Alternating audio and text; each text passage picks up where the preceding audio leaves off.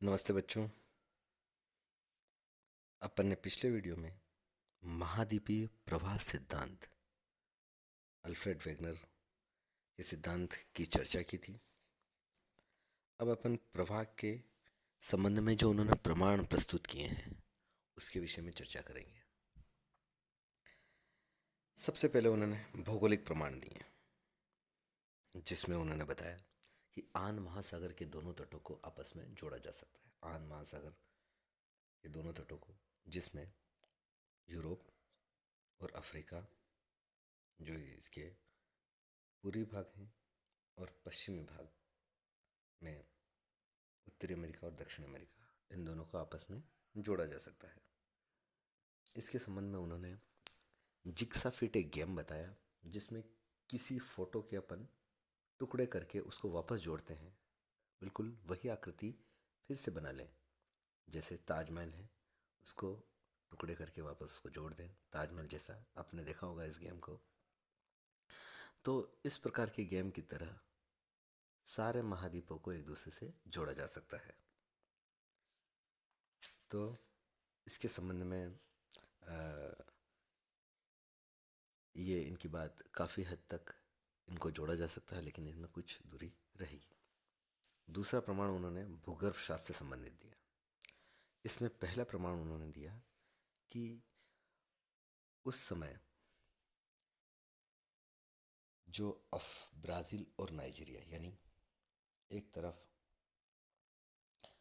Africa और दूसरी तरफ दक्षिण अमेरिका के जो भाग हैं, उनमें पाए जाने वाले खनिजों में पर्याप्त समानता पाई जाती है, विशेषकर हीरो में।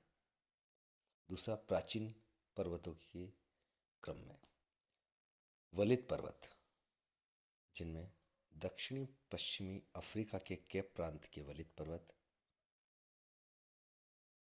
तथा अर्जेंटीना के सियर डी टंडिल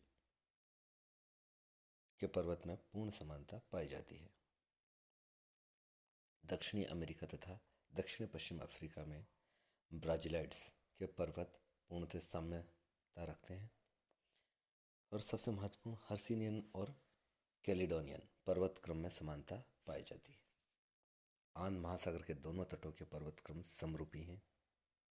भूमध्य रेखा के उत्तर में आन महासागर के दोनों तट, उत्तरी अमेरिका तथा यूरोप के हर्सिनियन तथा वारिस वारिस्कन युग के पर्वतों में पर्याप्त साम्यता मिलती है। मुख्यतः उनकी दिशा बनावट में समरूपता मिलती है।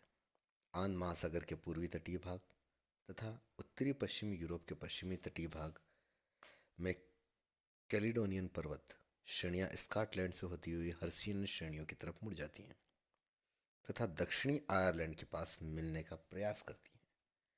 इस तरह उत्तरी अमेरिका के पूर्वी भाग में कैलिडोनियन यानी अल्पेशियन श्रेणियां हर्सिनियन श्रेणियों को पेनिसुलिया में पार कर जाती हैं। इस प्रकार दोनों तटों के पर्वतीय क्रमों में पर्याप्त समानता मिलती है, जो यह प्रमाणित करता है कि ये भाग अभी एक दूसरे से मिलाए जा सकते हैं। तीसरा, भूभौतिक प्रमाण। आन महासागर के दोनों तटों की संरचना में पर्याप्त साम्यता पाई जाती है। सहारा मरुस्थल में सिल्यूरियन एवं डिवोनियन कल्प की शेलों के दक्षिण दक्षिण पश्चिम के प्रवृत्ति दिशा तथा अफ्रीका के पश्चिमी भाग की चट्टानों की दक्षिण पश्चिमी दिशा, दक्षिण अमेरिका के निम्न अमेजन घाटी की शेलों संरचना में पर्याप्त साम्यता मिलती है। दूसरा पॉइंट है, अर्जेंटीना के बाहिया ब्लैंका के उत्तरी पर्वतीय श्रेणियां के प्रांत की पर्वतीय श्रेणियों के समरूप हैं। तीसरा, अंगोला तथा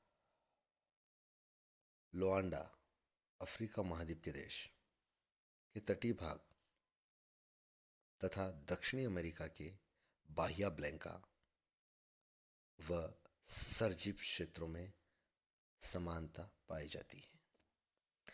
दक्षिणी अफ्रीका के केप प्रांत के उटेनहेग जिले में जुरबर्ग के दक्षिणी प्रदेश तथा अर्जेंटीना के बाहिया ब्लैंका की भूगर्भिक संरचना में समरूपता पाई जाती है। पांचवा प्रमाण,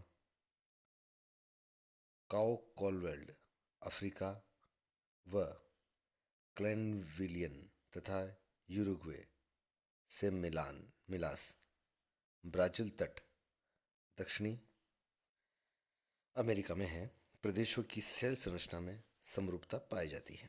ये सारी चीजें इस बात को प्रमाणित करती है कि ये भाग कभी एक दूसरे से जुड़े हुए रहे होंगे। भू गणितीय एवं भूमापन संबंधी प्रमाण पत्र। ग्रीनलैंड व स्कॉटलैंड के बीच की दूरी बढ़ना। ग्रीनलैंड निरंतर पश्चिम की ओर 4.5 सेंटीमीटर प्रति वर्ष दर से खिसक रहा है। उत्तरी अमेरिका व ग्रीनलैंड के बीच की दूरी निरंतर कम होती जा रही है। लेकिन ये बात जो है 1960 में हेरियस महोदय ने सागल नीतन प्रश्न के बारे में बताया, जिसमें उन्होंने बताया कि सारे के सारे महाद्वीप जो हैं वो स्थानांतरित हो रहे हैं। तो ये इस बात 1960 तक ही जो है वो रही। उसके बाद तो सबको पता चल गया कि सारे जो हैं महाद्वीप जो हैं वो स्थानांतरित हो रहे हैं। प्राचीन जलवायु संबंधी प्रमाण पत्र। इनमें उन्होंने बताया कि शीत कटिबंध में कोयले का जमाव। अर्जेंट अंटार्कटिका महाद्वीप में कोयले की परतें पाई जाती हैं, अर्थात यह क्षेत्र किसी समय उष्ण एवं आर्द्र जलवायु के सघन वनस्पति क्षेत्र का रहा होगा। यानी यहाँ पर वनस्पति रही होगी और ये जब वनस्पति खत्म हुई तो कोयले का निर्माण उस समय हुआ होगा। उत्तरी अमेरिका के पूर्वी भाग तथा यूरोप के पश्चिमी तटीय भाग में कोयले की खदानें पाई जाती हैं तथा दोनों ही कोयले की चट्टानें समान हैं। इन चट्टानों के वनस्पतिक क्रम में भी समानता पाई जाती है। तो इस प्रकार से दोनों तटीय भाग कभी एक रहे होंगे, तभी इस प्रकार की समानता पाई जा सकती है। मरुस्थलों में हिमावरण के चिन्ह, अर्थात ये भाग कभी न कभी शीत जलवायु के भाग रहे होंगे, तभी वहां पर हिमावरण आया होगा। इसमें सहारा, ऑस्ट्रिया, अटाकामा मरुस्थल में हिमावरण के चिन्ह मिलते हैं। इसके अलावा ब्राजील, दक्षिणी अफ्रीका, प्रायद्वीपीय भारत और ऑस्ट्रेलिया में हिमावरण के चिन्ह मिलना इस बात को सूचित करता है कि कभी ये भाग एक रहे होंगे। आयरलैंड के मरुस्थली इमारती पत्थर का पाया जाना, अर्थात यह भाग कभी उष्ण मरुस्थली भाग रहा होगा, तभी यहाँ पर इस प्रकार के मरुस्थली इमारती पत्थर मिलते हैं। ध्रुवों की स्थिति में बदलाव। दक्षिणी ध्रुव सिल्यूरियन युग में 14 डिग्री उत्तर और 124 डिग्री पश्चिम पर था। कार्बोनिफेरस युग में 16 डिग्री उत्तर और 147 डिग्री पश्चिम में तथा टर्शियरी युग में 51 डिग्री उत्तर और 153 डिग्री पश्चिम में तथा वर्तमान युग में 70 डिग्री उत्तर और 125 डिग्री पश्चिम में है। इस प्रकार से ध्रुव की स्थिति लगातार बदलना इस बात का सूचक है कि महाद्वीपों का स्थानांतरण हुआ है। पुराजीवावशेष प्रमाण यानी फॉसिल्स से संबंधित जो हैं वो प्रमाण। ग्लॉसोफ्रिस नाम की वनस्पति, ये एक शीत जलवायु में पाई जाने वाली वनस्पति है। ये मरुस्थलों में मिलना इस बात का सूचक है कि ये महाद्वीपीय भाग कभी शीत जलवायु के भाग रहे होंगे और फिर उसके बाद उनकी स्थिति में परिवर्तन हुआ होगा, जिसमें प्रायद्वीपीय भारत, दक्षिण अफ्रीका, फॉकलैंड, ऑस्ट्रेलिया तथा अंटार्कटिका में ग्लॉसोफ्रिस वनस्पति का पाया जाना इस बात का प्रमाण है कि ये सारे भाग जो हैं स्थलीय भाग कभी एक रहे होंगे, तभी ये संभव हो सकता है। इसके बाद है लेमिंग। स्कैंडिनेविया के जो राष्ट्र हैं, जिसमें स्वीडन, फिनलैंड, डेनमार्क, इन तीनों के सम्मिलित, जिसमें नॉर्वे, इन सभी का सम्मिलित रूप जो है ये कहलाता है स्कैंडिनेविया। यानी यहाँ पर जो पर्वतीय क्रम है उसके नाम पर इनका नाम है। तो यहाँ पर लेमिंग नाम के छोटे छोटे जीव अत्यधिक मात्रा में होने पर पश्चिम की ओर क्या करते हैं, पलायन कर जाते हैं। लेकिन वहाँ पर आगे स्थलीय भाग नहीं मिलने की वजह से वो समुद्र में समाहित हो जाते हैं। ये इस बात का प्रमाण है कि जब पहले भूतकाल में ये स्थलीय भाग एक रहे होंगे और लेमिंग नाम के जीव पश्चिम की ओर स्थलीय भाग की ओर जाते होंगे। इन सब आधारों पर उन्होंने इन सब प्रमाणों के आधार पर उन्होंने ये कहा है कि सारे भाग जो हैं स्थलीय भाग एक थे। ठीक है, अब वेगनर के महाद्वीप की आलोचना। वेगनर के महाद्वीप की सबसे बड़ी आलोचना उनके प्रवाह संबंधी बल जो है उससे संबंधित है, क्योंकि उन्होंने पश्चिम के संबंधित प्रवाह और भूमध्य रेखीय प्रवाह जो बताए उसमें जो बल बताया गया है वो पर्याप्त नहीं है। अगर ज्वारीय बल जो बताया उन्होंने ये पूर्णतः अपर्याप्त है। लगभग 10 अरब गुना अधिक ज्वारीय बल की आवश्यकता होगी इस प्रकार के प्रवाह के लिए, और गुरुत्व बल और प्लवनशीलता का बल जो बता रहे हैं अगर ऐसा होता तो पृथ्वी अस्थिर हो जाती।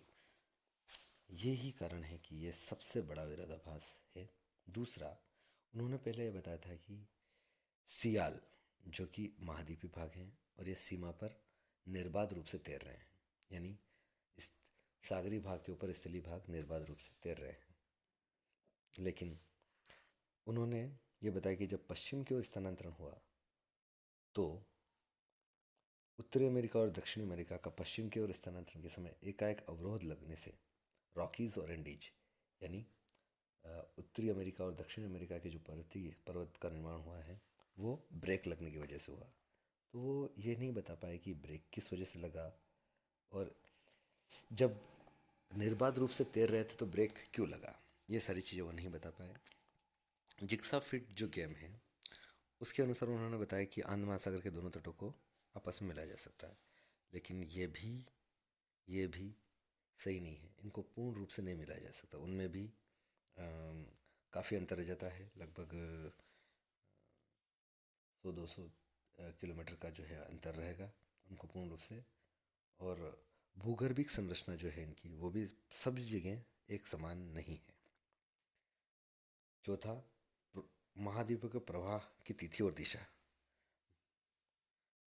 वेगनर महोदय महाद्वीपों की प्रवाह की दिशा और तिथि दोनों ही का ही सही ढंग से जो है वो नहीं बता पाए कि किस समय क्या जो है वो प्रभाव हुए हैं। इस प्रकार से उनका ये जो सिद्धांत है वो बहुत अच्छे से प्रस्तुत किया उन्होंने, लेकिन वो इसके पक्ष में जो प्रमाण है वो सिद्ध नहीं कर पाए।